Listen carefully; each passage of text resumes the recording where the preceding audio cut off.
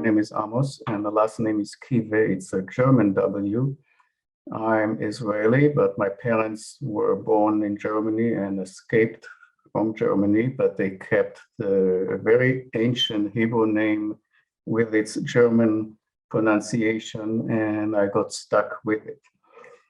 I'm going to talk about a recent book that I published in its second iteration about the rhetoric of anti-Semitism, and the subheading is From the Origin of Christianity and Islam to the Present. I am a professor of rhetoric, which is important to anchor my presentation in this particular discipline. It means that I teach the art of persuasion. And rhetoric for me is a synonym for persuasion or for discourse, language, speech, that its aim is to persuade. I ventured into the study of anti-Semitism, knowing very well that mine is just one more book in addition to hundreds, if not thousands of books already published and for a long time. But my contribution, I hope, is that I present anti-Semitism as a form of persuasion, as a form of rhetoric, as a convenient rhetorical act that often hides many other purposes and motives. And what I argue is that if you take anti-Semitism as rhetorical, you'll realize that it manifests itself discursively through discourse and visually, that it contains historically and since a collection of arguments whose objective is to persuade others of faulty and hateful charges against Jews and provide justification for any action thereof. Anti-Semitism for me was initially enshrined in theological and mythic precepts and projected persuasively to argue the superiority of Christianity and later the superiority of Islam over Judaism.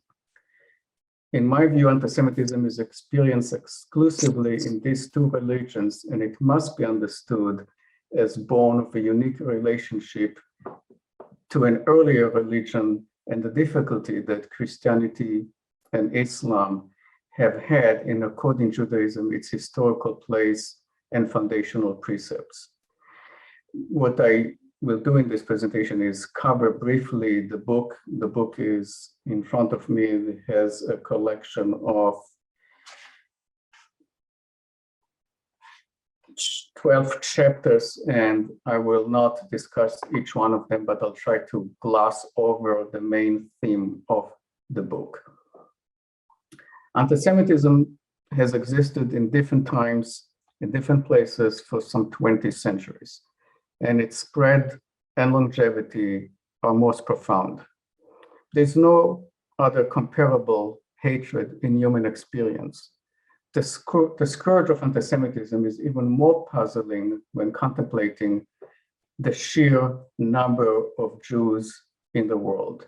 Right now, at the beginning of the 21st century, we are talking about 15 million Jews, about 0.0002% of world population.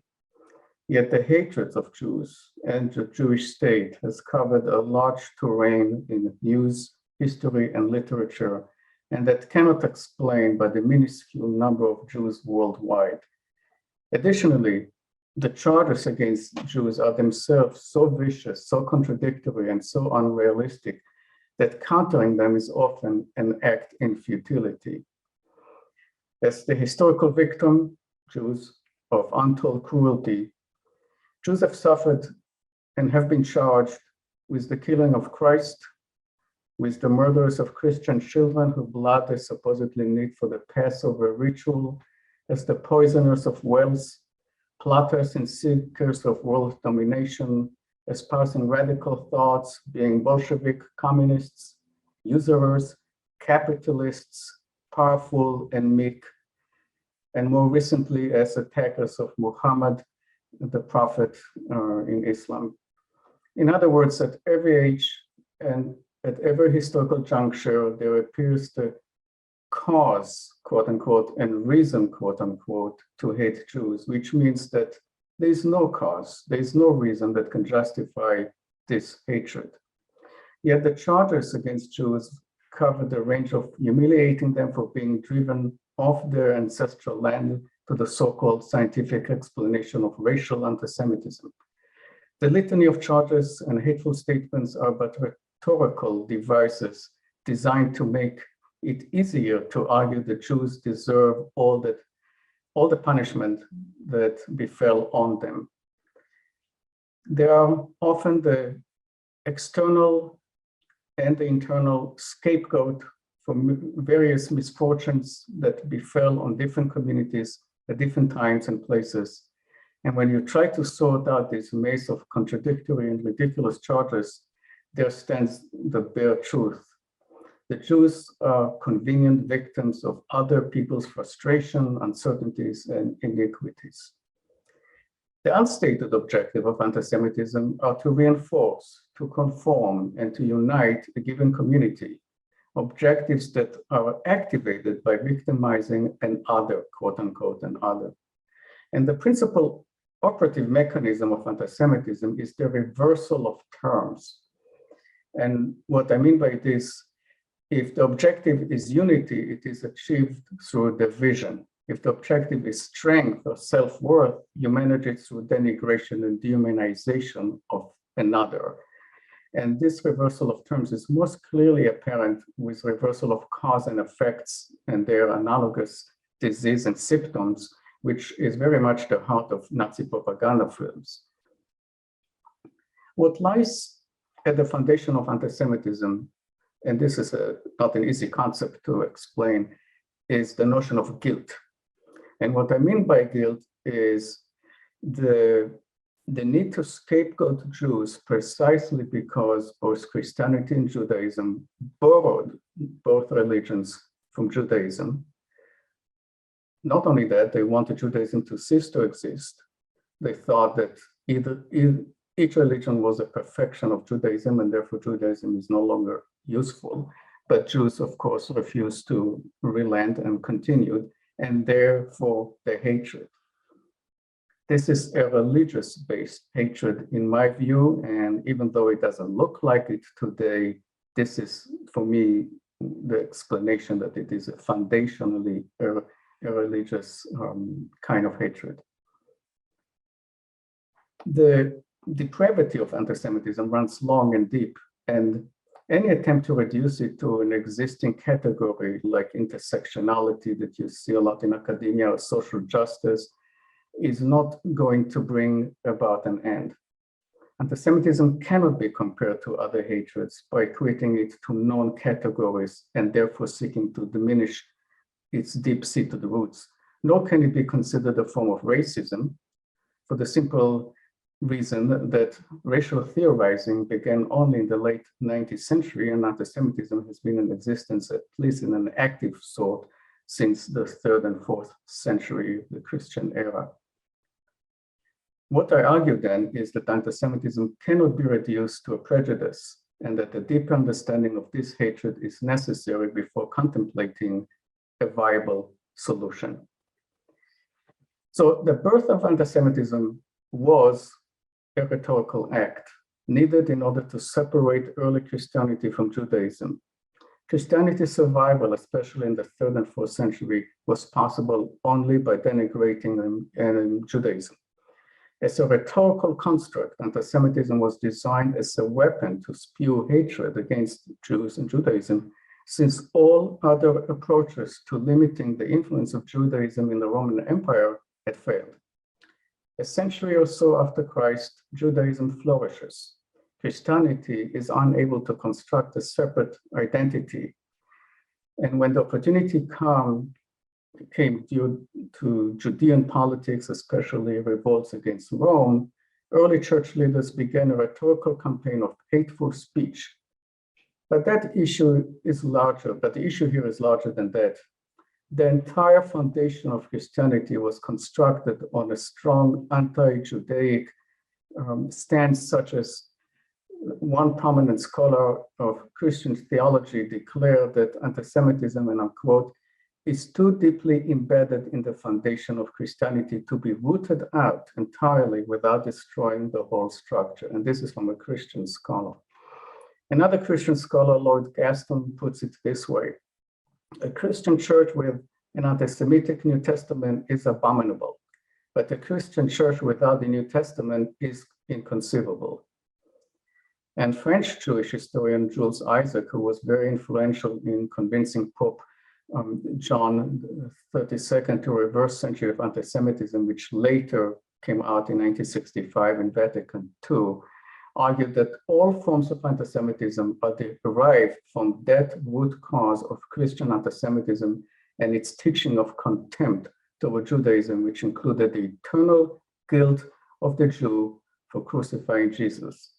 They claimed that Jesus rejected the Jewish people and that the church rejection of Jesus' Jewish identity.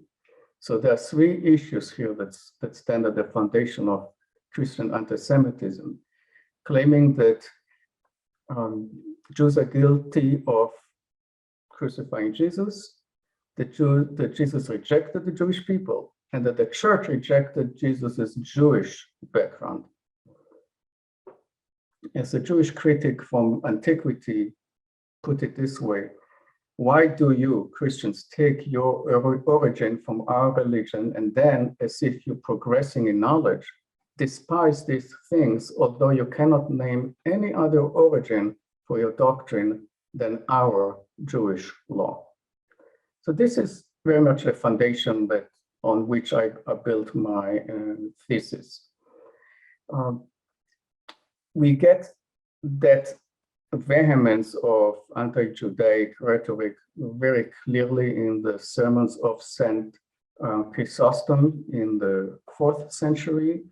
The anti-Judaic to the max, and even today people would consider them so vicious and so out of the time that it bewilders scholars why he was so intense.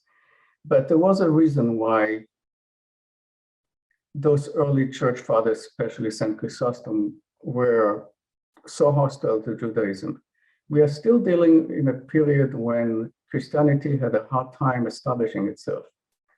And Judaism was still considered a viable religion and respected in Rome. And simple practices, St. Chrysostom lived and preached in Antioch, which is Syria today. And he found out that people preferred, for an example, to give testimonies in the synagogue and not in church. And when he asked why, they told him that God is much more feared in the synagogue than in the Jewish temple than in a Christian church. And these are the kind of things that prove and show how respected Judaism was, and St. Chrysostom wanted a complete separation, and it happens. Already the Council of Nicaea in 325 Christian era officially broke with Judaism and declared that Christianity will have nothing to do with this quote unquote odious people. After centuries of anti-Semitism, and I'm jumping very quickly to the 1960s, and probably due primarily for the Holocaust, the Catholic Church in 1965, under Vatican II, issued a major encyclical called Nostra Aetate, which means in our time. The Church officially repudiated the charge of the eternal guilt of the Jew. It said there is no way Jews then and since, including Jews not born, can always be charged with the killing of Christ. It was just unreasonable, and it ought to stop. So the church repudiated the charge of eternal guilt of the Jew, and with that, it actually admitted that the whole foundation of anti-Semitism was rhetorical. It's a charge that was completely unreasonable. Today, Catholics supposed to follow this edict.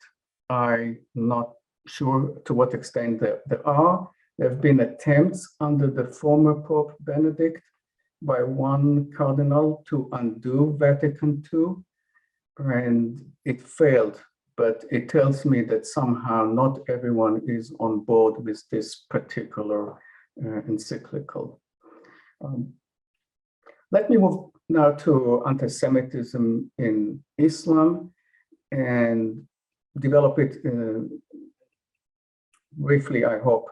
Though the anti-Semitism in Islam is also religiously based, it is much more related to the establishment of Jewish community in Palestine and later the establishment of Israel. And here is the reason why I'm saying that it's fairly new. Islam has some disparaging things to say about Jews in the Quran, but it never developed a hatred of Jews as we have seen in Europe. There have never been blood libels charging Jews or all the vehemence that were uttered by various preachers and leaders and massacres. There were few massacres here and there during Muhammad, but some hostility is generated in the early 7th century when Muhammad is establishing himself as the leader of the Islamic world, when Jews refused to convert in Mecca. But for the most part, Jews are held, like Christians in the Arab and Islamic states, as dhimmis, which means second-class citizens, but they are not, the dhimmi is considered a protected minority. And as I said earlier, for the most part, Jews live and no comparison with anything that has happened in Europe, Middle Ages, and more recently. But things change when Jews begin to emigrate into Palestine. And even at the beginning of the migration, the hostility is fairly tempered. The first time there is a major anti-Semitic event is in 1840 in Damascus. It's a blood libel, and the same kind that people have seen in Europe, charging Jews with killing Christian children because they need their blood for Passover, which is absolutely ridiculous. But research into this event shows that most of the perpetrators were Christians, ministers, especially French ministers, who brought anti-Semitic tracts from Europe and are beginning to settle in various cities in the Middle East, and then they begin to spread this kind of hatred.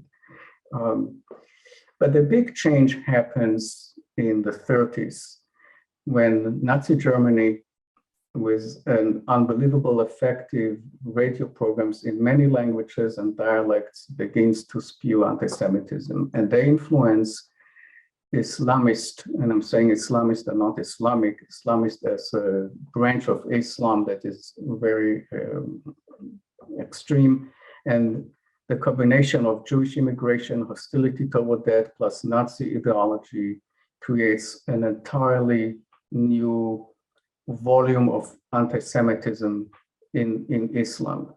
And what is interesting about this development is that since the Quran doesn't have many bad things to say about Jews, the people who spew anti-Semitism in the Islamic world look for additional writing from early Islam that prove that Jews are evil, that they're animals, they're monkeys, and that you have to kill them. And it gets to be extremely, extremely hostile. However, there are groups in the Middle East who don't buy this. The Arab population in Palestine is controlled by primarily two families, the Nashashibis and the Husseinis. The Husseinis are very hostile, the Nashashibis are not. The Nashashibis welcome Jews and collaborate with them. The Egyptian government is very supportive of Jewish immigration. Cabinet minister from the Egyptian government arrived in Jerusalem to open the foundation, to put the foundation stone of the Hebrew University in Jerusalem. there are athletic activities where Arabs and Jews travel to each other's big cities and collaborate.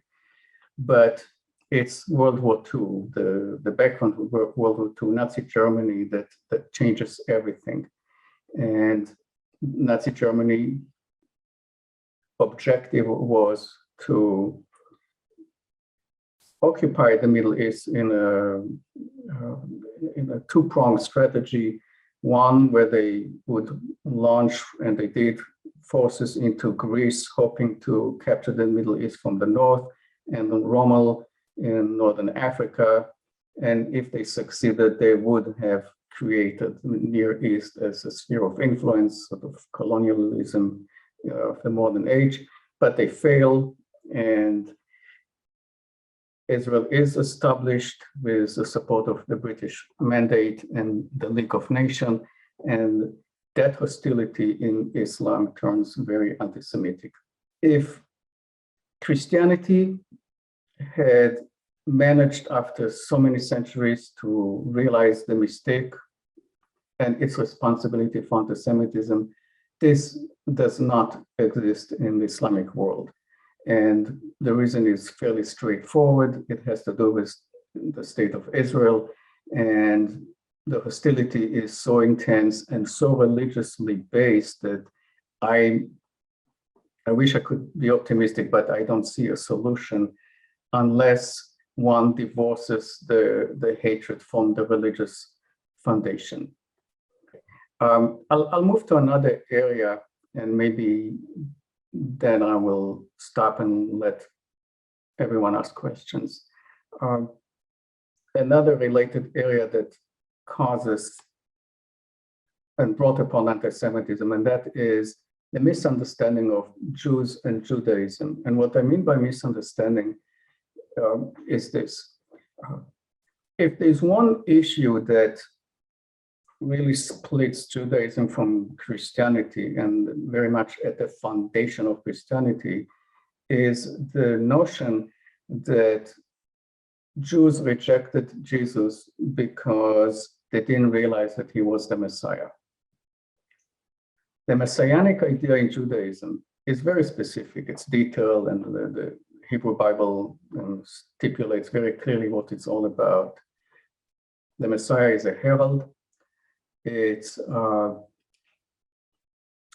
individual that will bring peace and better days, and it is someone that everyone is looking for, but it or he, she is not God.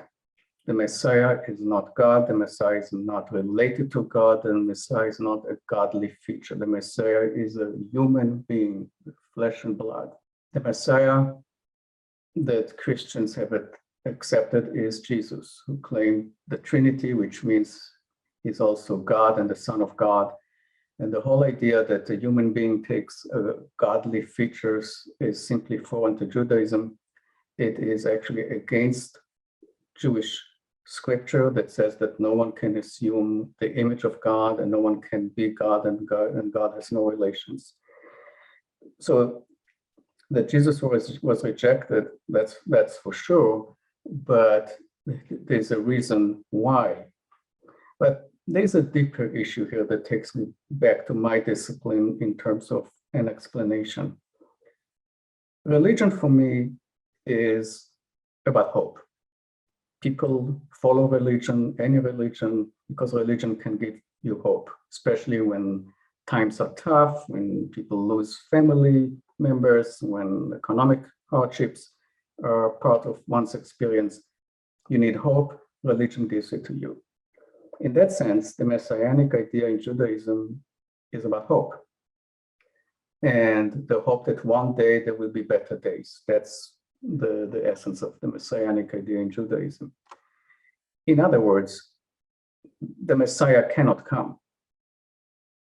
Now, I know this is a radical concept, but that's how I teach. The Messiah cannot come because if the Messiah comes, it will be the end of hope. And what will happen after the Messiah arrives? How does a religion continue to hope? And I think that early Christians, theologians misunderstood this particular point, because once they accepted that Jesus was the Messiah, they realized what Judaism was all about, that hope ended. If Jesus arrived, if the Messiah arrived, then that's the end of hope. And it is at that point that they constructed the second coming. And the second coming is identical to the Jewish messianic idea. Because with the second coming, hope has been restored. And for me, this is the essence of the rhetorical tension. This is where the misunderstanding takes place. There are other places where misunderstanding takes place, but this is, for me, a key ingredient. And it's a heavy one. I understand this is not an easy concept to accept. And I don't mean to offend anyone. This is just an academic explanation. The other thing that I want to talk about is the misunderstanding of the relationship between Jews and Judaism. What's the origin of the word Jew? Jew is just a European, Germanic, Latin word for Judah. And Judah was one of Jacob's 12 sons. In Hebrew, Yehudah. And it is that origin that makes for a Jew. The Jew in Hebrew is Yehudi, one Jew, and Yehudim, many Jews. Each of Jacob's 12 tribes received a portion of the land of Israel. And in Judah's territory, we have Jerusalem. So out of pure luck or coincidence, Judah includes the central city in Judaism. In other words, Judaism is a land-based religion. Now, for centuries, Jews were expelled from Judea and Israel, and they returned to it. But in between, they always prayed for a return to Jerusalem. And this is often a misunderstood concept, that Judaism is land-rich and actually God-poor, in the sense that God is invisible, no images of God. There isn't much you can do with God. You cannot paint God. All of those are prohibited. But because it's God-poor, God-poor, in the sense that there isn't much you can describe, it is land-rich. It is a land-based religion. It doesn't work in any other location. Whether you live there or not, the prayers, the anchors, everything that has to do with Judaism is part of the land of antiquity. And because it is such a central issue, and you see that primarily in Islam, there are constant arguments that Jews have no connection to the land of Israel, that this is Arab land, that the temple never existed in Jerusalem, though the sites are rich, and archaeology is very rich, and names stamped on, carved on stones, including the name David. They're all there, but that is the argument, and it is the argument made in Islam about lack of connection. Therefore, Jews have no right to live there, precisely because the connection is so strong. And finally, I want to talk about the possible solution to this. And the solution is, in a way, guided by what the Catholic Church did in Vatican II. There is a way to move beyond the hatred. There is a way to accept Judaism as the sister religion or the mother religion, as the Catholic Church did. There is a room in Islam to acknowledge that Muhammad learned a lot from his Jewish neighbors and he respected them, Everything was fine until Jews refused to convert. And if those relations are restored to what was the original relationship, there could be a solution. I have no doubt that the state of Israel compounds anti-Semitism, but as far as Israel is concerned, what I found out in all the years that I've been dealing with this issue is that I have no problem with people criticizing Israel for any policy, but there's no need to fall into anti-Semitism. Yet most people cannot distinguish between anti-Israel and anti-Semitic charges. And that in itself is worrisome.